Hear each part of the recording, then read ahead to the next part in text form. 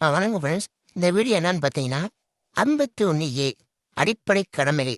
ஒரு 11 கடமை இருக்கு. அதை பற்றின ஒரு ஷார்ட்கட் வீடியோ தான் இது. இப்போ பார்த்தீங்கன்னா நான் எப்படி எடுத்திருக்கேன்னா 1 2 3 அப்படி எடுக்காம ABCD கே வரை எடுத்திருக்கேன். 11 கே இந்த மாதிரி எடுத்திருக்கேன். இதில் ஒரே ஒரு வேலை எடுத்து கண்டிப்பாக நீங்கள் ஆன்சர் பண்ண முடியும். நான் எப்படின்னு சொல்கிறேன் பாருங்கள். இப்போ ஏ ஃபஸ்ட்டு கடமைகள்னாலே நம்மளுக்கு என்ன ஞாபகம் வரும்? ஃபஸ்ட்டு எடுத்தோன்னே ஏ கடமைனாலே ஃபஸ்ட்டு எடுக்கிறது தேசிய குறி, தேசிய கீதத்தை பாதுகாக்கணும், மதிக்கணும். அந்த மாதிரி தான் நம்மளோட முதல் கடமையாகவே இருக்கணும். இது கொஞ்சம் பேசிக்காக இருக்கும். பீனா நான் பாடின்னு எடுத்திருக்கேன். என் பாடியை பாதுகாக்கிறதா என்னோட லட்சியம் அப்படின்னு கொடுத்தீங்க. அப்போ இங்கே என்ன கொடுத்துருக்காங்கன்னா, விடுதலை போராட்டத்தின் போது புலர்வலித்த உன்னதமான லட்சியங்களை நினைவிற்கொண்டு பின்பற்ற வேண்டும். அந்த லட்சியன்ற வார்த்தை தான் எனக்கு இங்கே கோடு வேலை.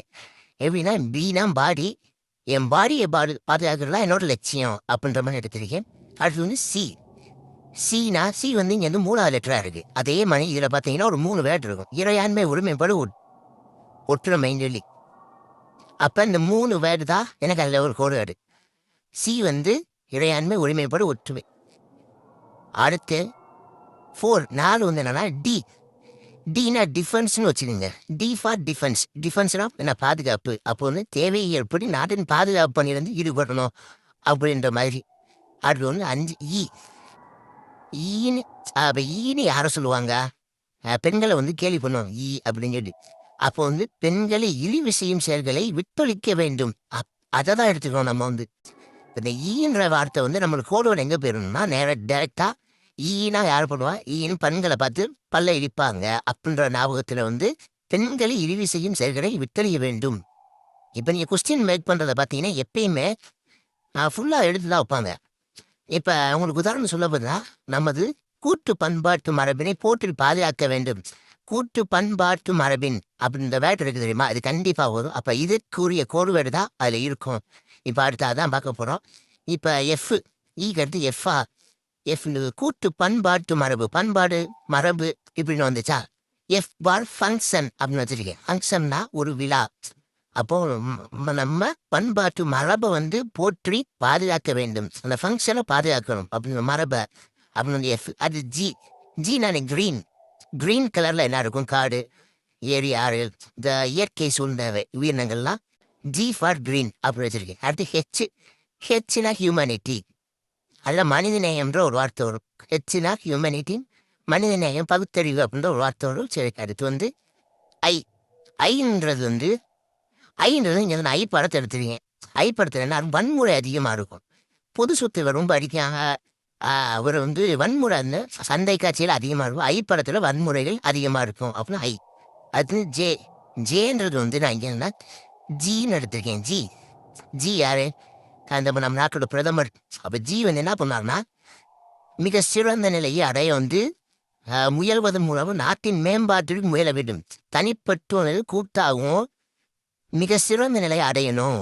மிக சிறந்த நிலை அடையிறதுக்கு தான் போராடுறாரு. யாரு? நம்ம ஜி. இப்போ நீங்கள் இந்த ஜின்றதை அரசியல் ரீதியாக எடுக்காங்க. நான் ஒரு கோடு வரை தான் எடுத்திருக்கேன். ஜி ரொம்ப மிக சிறந்த நிலை அடைகிறது போராடுறாரு அப்படின்னு வச்சுக்கோங்க. அடுத்து கேனா அந்த கல்வி. கே ஃபார் கல்வி அப்படி எடுத்துங்க. நம்மளுக்கு தெரியும் இது தேய்ச்ச கொஸ்டின்.